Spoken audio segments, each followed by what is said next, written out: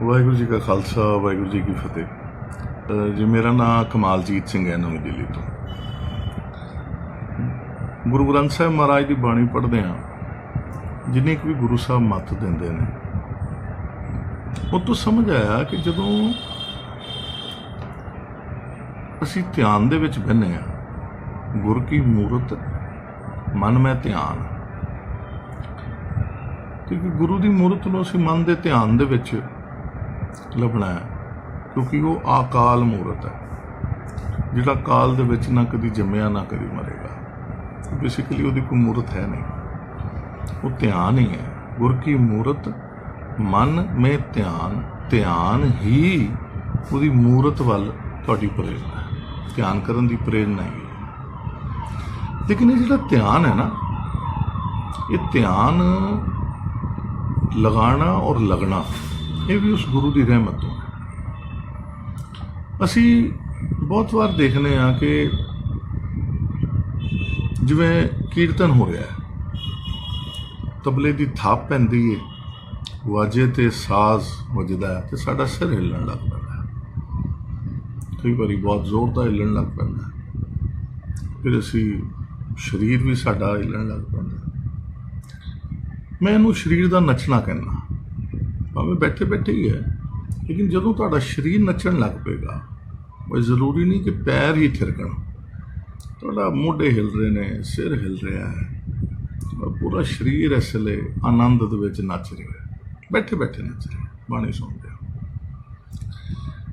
ਲੇਕਿਨ ਧਿਆਨ ਸ਼ੁਰੂ ਉੱਥੋਂ ਹੁੰਦਾ ਹੈ ਜਦੋਂ ਸਰੀਰ ਦਾ ਨੱਚਣਾ ਬੰਦ ਹੁੰਦਾ ਹੈ, ਕਿਉਂਕਿ ਸਰੀਰ ਜਦੋਂ ਨੱਚ ਰਿਹਾ ਹੁੰਦਾ ਹੈ ਤੇ ਮਨ ਵੀ ਨੱਚ ਰਿਹਾ ਹੁੰਦਾ ਹੈ। ਤਾਂ ਹੀ ਗੁਰੂ ਸਾਹਿਬ ਨੇ ਜਿੰਨੀ ਵੀ ਬਾਣੀ ਰਚੀ, ਉਹ ਰਾਗਾਂ ਦੇ ਆਧਾਰਿਤ ਰਚੀ।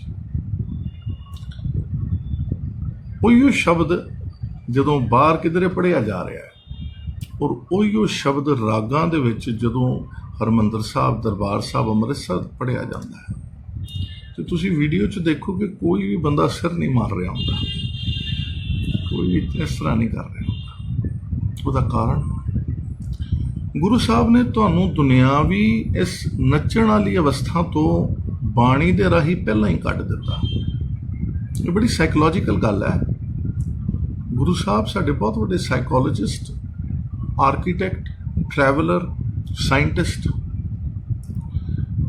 ਉਹਨਾਂ ਨੇ ਤੁਹਾਨੂੰ ਜਿਹੜੀ ਇਹ ਦੁਨਿਆਵੀ ਅਵਸਥਾ ਸੀ, ਢੋਲਕਾਂ ਦੀ, ਇਹਨਾਂ ਦੀ, ਗਾਣ ਬਜਾਣ ਦੀ, ਉਹਨਾਂ ਦੀ ਅਵਸਥਾ ਤੋਂ ਉਹਨਾਂ ਨੇ ਤੁਹਾਨੂੰ ਗੁਰਬਾਣੀ ਰਾਹੀਂ ਰਾਗਾਂ ਦੇ ਵਿੱਚ ਆਧਾਰਿਤ ਬਾਣੀ ਦੇ ਅੰਦਰ, ਉਹਦਾ ਪ੍ਰਮਾਣ ਹੈ। ਤੁਸੀਂ ਦਰਬਾਰ ਸਾਹਿਬ ਜਦੋਂ ਬਾਣੀ ਸੁਣ ਰਹੇ ਹੋ, ਕੋਈ ਸਿਰ ਨਹੀਂ ਮਾਰ ਰਿਹਾ, ਕੋਈ ਨੱਚ ਨਹੀਂ ਰਿਹਾ, ਸ਼ਬਦ ਉਹੀ ਹੋਏਗਾ। ਤੁਹਾਡੇ ਸਰੀਰ ਦਾ ਨੱਚਣਾ ਜਿਹੜਾ ਹੈ ਉਹਨਾਂ ਨੇ ਬੰਦ ਕਰ ਦਿੱਤਾ। ਹੁਣ ਤੁਹਾਨੂੰ ਅਗਲੀ ਅਵਸਥਾ ਤੇ ਲੈ ਗਏ, ਦੁਨਿਆਵੀ ਪਲੇਟਫਾਰਮ ਤੋਂ ਤੁਹਾਨੂੰ ਪਹਿਲੇ ਹੀ ਬਾਹਰ ਕੱਢ ਕੇ ਲੈ ਗਏ। ਤੇ ਜਦੋਂ ਤੁਹਾਡਾ ਸਰੀਰ ਦਾ ਨੱਚਣਾ ਨਹੀਂ ਹੋ ਰਿਹਾ, ਤੇ ਫਿਰ ਤੁਸੀਂ ਆਪਣੇ ਮਨ ਦੇ ਵਿੱਚ ਜਦੋਂ ਝਾਕਣ ਲੱਗਦੇ ਹੋ, ਤੇ ਮਨ ਨੱਚ ਰਿਹਾ ਹੁੰਦਾ ਹੈ। ਉਹ ਤੁਹਾਨੂੰ ਗੁਰਬਾਣੀ ਪੜ੍ਹਦਿਆਂ, ਉਹ ਸੁਣਦਿਆਂ, ਉਹ ਤੁਹਾਨੂੰ ਕਦੀ ਕਮੀਆਂ ਦਿਖਾਏਗਾ, ਕਦੀ ਤੁਹਾਨੂੰ ਕੁਝ ਹੋਰ ਦਿਖਾਏਗਾ, ਪੁਰਾਣੇ ਕੰਮ ਦਿਖਾਏਗਾ, ਉਹ ਸਾਰੀਆਂ ਚੀਜ਼ਾਂ ਦਿਖਾਏਗਾ ਜੋ ਤੁਹਾਡੇ ਅੰਦਰ ਵਿਚਾਰ ਨੇ। ਉਸ ਮਨ ਦੇ ਨੱਚਣ ਨੂੰ ਰੋਕਣਾ ਸਾਡੀ ਪਹਿਲੀ ਅਵਸਥਾ ਹੈ। ਦੁਨੀਆ ਵਾਸਤੇ ਸਰੀਰ ਦੇ ਨੱਚਣ ਨੂੰ ਰੋਕਣਾ ਪਹਿਲੀ ਅਵਸਥਾ ਹੈ। ਤੁਸੀਂ ਦੇਖਦੇ ਹੋਵੋਗੇ, ਮੈਂ ਕਈ ਵਾਰੀ ਇਸਕੌਨ ਟੈਂਪਲ ਦੇ ਕੋਈ ਵੀਡੀਓ ਆ ਜਾਂਦੇ ਨੇ, ਤੇ ਉੱਥੇ ਉਹ ਬੜੇ ਖੂਬਸੂਰਤ ਸਾਜ਼ਾਂ ਦੇ ਨਾਲ ਨੱਚ ਰਹੇ ਹੁੰਦੇ ਨੇ, ਲੇਕਿਨ ਤੁਸੀਂ ਧਿਆਨ ਦਿਓ ਕਿ ਜਦੋਂ ਸਰੀਰ ਨੱਚ ਕੇ ਥੱਕ ਜਾਂਦਾ ਹੈ, ਤੇ ਫਿਰ ਉਹ ਕੀ ਕਰਦਾ ਹੈ? ਉਹ ਬਹਿ ਜਾਂਦਾ ਹੈ, ਬਹਿ ਕੇ ਫਿਰ ਉਹ ਅੱਖਾਂ ਬੰਦ ਕਰ ਦਿੰਦਾ ਹੈ, ਨੱਚਣਾ ਬੰਦ। ਬਸ ਇਹ ਅਵਸਥਾ ਤੁਹਾਨੂੰ ਦੁਨਿਆਵੀ ਨੱਚਣ ਦੀ ਅਵਸਥਾ ਤੋਂ ਗੁਰੂ ਸਾਹਿਬ ਨੇ ਪਹਿਲੀ ਕੱਢ ਦਿੱਤਾ। ਫਿਰ ਤੁਸੀਂ ਆ ਜਾਂਦੇ ਹੋ ਮਨ ਨੂੰ ਨੱਚਣ ਤੋਂ ਰੋਕਣ ਦੀ ਅਵਸਥਾ ਦੇ ਵਿੱਚ, ਤੇ ਫਿਰ ਮਨ ਦਾ ਨੱਚਣਾ ਜਿਹੜਾ ਹੈ, ਉਹ ਸਾਨੂੰ ਗੁਰਬਾਣੀ, ਗੁਰ ਕੀ ਮੂਰਤ ਮਨ ਮੈਂ ਧਿਆਨ, ਜਿਵੇਂ ਹੀ ਤੁਸੀਂ ਧਿਆਨ ਕਰਦੇ ਹੋ, ਔਰ ਧਿਆਨ ਦਾ ਉਹਨਾਂ ਨੇ ਬੜਾ ਖੂਬਸੂਰਤ ਤਰੀਕਾ ਦਿੱਤਾ ਹੈ ਕਿ ਸਾਸ ਸਾਸ ਸਿਮਰੋ ਗੋਬਿੰਦ, ਆਪਣੀ ਹਰ ਸਾਹ ਦੇ ਨਾਲ ਉਹਨੂੰ ਧਿਆਨ ਕਰ, ਉਹਨੂੰ ਯਾਦ ਕਰ, ਉਹਦੇ ਨਾਲ ਜੁੜ, ਕਿਉਂਕਿ ਤੇਰੀ ਹਰ ਸਾਹ ਤੇਰੀ ਮੌਜੂਦਗੀ ਦਾ ਸਬੂਤ ਹੈ, ਲੇਕਿਨ ਉਹਦੀ ਅਕਾਲ ਪੁਰਖ ਦੀ ਕਿਰਪਾ ਦਾ ਸਬੂਤ ਹੈ। ਤੇ ਜਦੋਂ ਇਨਸਾਨ ਅੱਖ ਬੰਦ ਔਰ ਧਿਆਨ ਦੇ ਵਿੱਚ ਜਾਂਦਾ ਹੈ ਤੇ ਫਿਰ ਅੰਧਕਾਰ ਨਜ਼ਰ ਆਉਂਦਾ ਪਹਿਲੇ ਤੇ, ਔਰ ਫਿਰ ਰੋਸ਼ਨੀ ਦੀ ਬੜੀ ਬੜੀ ਕਿਰਨ ਨਜ਼ਰ ਆਉਣੀ ਸ਼ੁਰੂ ਹੁੰਦੀ ਹੈ। ਉਹ ਜਿਹੜਾ ਪ੍ਰਕਾਸ਼ ਹੈ, ਫਿਰ ਉਹ ਜਦੋਂ ਤੁਸੀਂ ਧਿਆਨ ਦੇਣ ਲੱਗ ਪੈਂਦੇ ਹੋ ਤੇ ਫਿਰ ਉਹ ਪ੍ਰਕਾਸ਼ ਪ੍ਰਬਲ ਹੋ ਜਾਂਦਾ ਹੈ। ਇਹ ਸਾਰੀਆਂ ਅਵਸਥਾਵਾਂ ਜਿਹੜੀਆਂ ਨੇ शारीरिक और मानसिक, ये फिर ਤੁਹਾਨੂੰ ਆਤਮਿਕ ਅਵਸਥਾ ਦੇ ਵਿੱਚ ਲੈ ਕੇ ਜਾਂਦੀ ਹੈ, ਜਿੱਥੇ ਜਿਸ ਅਵਸਥਾ ਔਰ ਉੱਪਰਲੀ, ਇਸ ਤੋਂ ਵੀ ਬਹੁਤ ਉੱਪਰਲੀ ਅਵਸਥਾ ਤੇ ਜਿੱਥੇ ਗੁਰੂ ਸਾਹਿਬ ਨੇ ਬਾਣੀਆਂ ਰਚੀਆਂ ਤੁਹਾਨੂੰ ਉਹਦੇ ਨੇੜੇ ਲੈ ਕੇ ਜਾਣਾ ਸ਼ੁਰੂ ਕਰ ਦਿੰਦੀਆਂ ਨੇ। ਸੋ ਮਨ ਦਾ ਨੱਚਣਾ ਤੁਹਾਨੂੰ ਰੋਕਣਾ ਪਏਗਾ।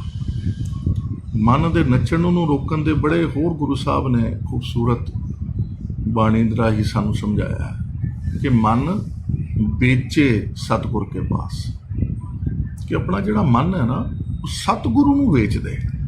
ਲੇਕਿਨ ਇਹਦੇ ਵਿੱਚ ਬੜੀ ਖੂਬਸੂਰਤ ਗੱਲ ਹੈ ਕਿ ਮਨ ਨੂੰ ਤੁਸੀਂ ਵੇਚ ਕਿਵੇਂ ਸਕਦੇ ਹੋ, ਕਿਉਂਕਿ ਮਨ ਜਾਂ ਕਿਸੇ ਵੀ ਵਸਤੂ ਦਾ ਤੁਹਾਡਾ ਆਪਣਾ ਹੋਣਾ ਪਹਿਲੇ ਜ਼ਰੂਰੀ ਹੈ। ਵੇਚਣ ਦੀ ਗੱਲ ਕੀਤੀ ਹੈ ਨਾ, ਤੇ ਵੇਚਣ ਦਾ ਮਤਲਬ ਕੀ ਹੈ? ਪਹਿਲੇ ਤੁਹਾਡੇ ਕੋਲੋਂ ਆਪਣੀ ਮਲਕੀਅਤ ਤਾਂ ਹੋਵੇ ਤਾਂ ਹੀ ਵੇਚੋਗੇ, ਕਿਸੇ ਹੋਰ ਦੀ ਚੀਜ਼ ਤੇ ਨਹੀਂ ਵੇਚ ਸਕਦੇ। ਤੇ ਪਹਿਲੇ ਤੇ ਮਨ ਨੂੰ ਸਾਧੋਗੇ, ਗੁਰ ਕੀ ਮੂਰਤ ਮਨ ਮੈਂ ਧਿਆਨ, ਤੇ ਮਨ ਜਦੋਂ ਸਧਣਾ ਸ਼ੁਰੂ ਹੋਏਗਾ ਫਿਰ ਵੇਚਣ ਦੀ ਗੱਲ ਆਏਗੀ। ਲੇਕਿਨ ਜੇਕਰ ਮਨ ਹੀ ਸਾਧ ਲਿਆ, ਤੁਸੀਂ ਆਪਣਾ ਕਰ ਲਿਆ, ਮਨ ਜੀਤਾ ਜਗ ਜੀਤ, ਤੇ ਫਿਰ ਸਤਿਗੁਰੂ ਤੇ ਆਪਣੇ ਆਪ ਤੁਹਾਨੂੰ ਤੁਹਾਡੇ ਨੇੜੇ। ਵੇਚ ਕੇ ਖਰੀਦੋਗੇ ਕੀ? ਬੜਾ ਟ੍ਰਿਕੀ ਜੀ ਗੱਲ ਹੈ। ਮਨ ਵੇਚਿਆ ਸਤਿਗੁਰ ਕੇ ਪਾਸ, 5 ਅੱਖਰ ਨੇ, ਲੇਕਿਨ 5 ਅੱਖਰਾਂ ਦੇ ਵਿੱਚ ਇੱਕ ਓਂਕਾਰ ਦੀ ਕਮਾਲ ਦੀ ਅਨੁਭੂਤੀ ਹੈ। ਫਿਰ ਵੇਚਣ ਦੀ ਗੱਲ ਆ ਗਈ ਤੇ ਫਿਰ ਗੱਲ ਆ ਗਈ ਸਤਿਗੁਰ ਕੇ ਪਾਸ।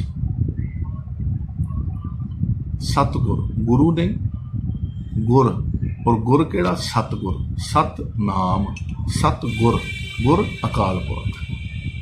ਮਨ ਵੇਚਿਆ ਸਤਿਗੁਰ ਕੇ ਪਾਸ, ਤੇ ਜੇਕਰ ਸਤਿਗੁਰ ਨੂੰ ਵੇਚਣਾ ਹੈ ਤੇ ਫਿਰ ਸਤਿਗੁਰ ਨੂੰ ਮਿਲਣਾ ਪਏਗਾ ਨਾ, ਉਦੋਂ ਤੱਕ ਪਹੁੰਚੋਗੇ ਕਿਵੇਂ?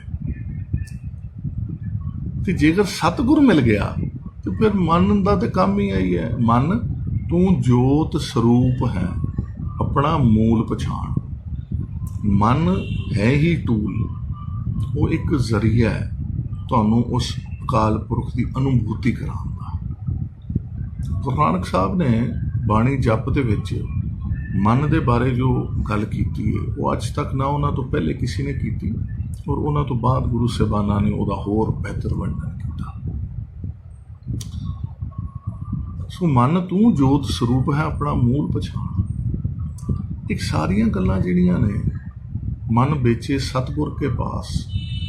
ਸਤਿਗੁਰ ਜਦੋਂ ਉਹਦੀ ਅਨੁਭੂਤੀ ਦੇ ਵਿੱਚ ਜਾਓਗੇ, ਤੇ ਜਦੋਂ ਸਤਿਗੁਰ ਦੇ ਕੋਲ ਹੀ ਪਹੁੰਚ ਗਏ, ਤੁਸੀਂ ਆਪਣਾ ਮਨ ਲੈ ਕੇ ਪਹੁੰਚ ਕੇ ਵੇਚਣ ਵਾਸਤੇ, ਫਿਰ ਰਹਿ ਕੀ ਗਿਆ? ਫਿਰ ਮਿਲ ਗਿਆ ਸਤਿਗੁਰ। ਆਨੰਦ ਭਇਆ ਮੇਰੀ ਮਾਏ, ਸਤ ਗੁਰੂ ਮੈਂ ਪਾਇਆ। ਮਨ ਰਸਤਾ ਹੈ, ਮਨ ਤੂੰ ਜੋਤ ਸਰੂਪ ਹੈ। ਸਰੂਪ ਮਤਲਬ ਟਰੂ ਕਾਪੀ। ਜਿਵੇਂ ਅਸੀਂ ਕਹਿੰਦੇ ਹਾਂ ਨਾ, ਗੁਰੂ ਗ੍ਰੰਥ ਸਾਹਿਬ ਮਹਾਰਾਜ ਸਰੂਪ, ਲੇਕਿਨ ਜਿਹੜੇ ਓਰੀਜਨਲ ਹਸਤਲਿਖਤ ਨੇ ਉਹਨਾਂ ਦੇ ਸਰੂਪ ਨੇ, ਮਲਟੀਪਲ ਸਰੂਪ ਨੇ, ਲੇਕਿਨ ਟਰੂ ਕਾਪੀ ਨੇ। ਸੋ ਮਨ ਜਿਹੜਾ ਉਹ ਟੂਲ ਹੈਗਾ ਤੁਹਾਨੂੰ ਸਤਿਗੁਰ ਤੱਕ ਲੈ ਕੇ ਜਾਂਦਾ।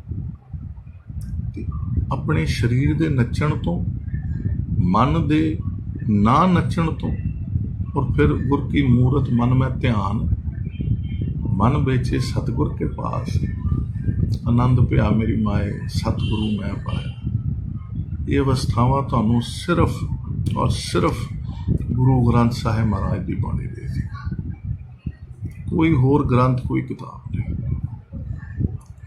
ਵਿਚਾਰ ਜੋ ਗੁਰੂ ਨੇ ਬਖਸ਼ੇ ਤੁਹਾਡੇ ਅੱਗੇ ਰੱਖ ਦਿੱਤੇ, ਸਹੀ ਨੇ ਗਲਤ ਨੇ ਦੱਸਣਾ ਜ਼ਰੂਰ, ਸਹੀ ਲੱਗਣ ਤੇ ਗੁਰੂ ਦੀ ਰਹਿਮਤ ਉਹਨਾਂ ਨੂੰ ਅਰਦਾਸ ਕਰਨਾ। ਮਿਹਰਬਾਨੀ।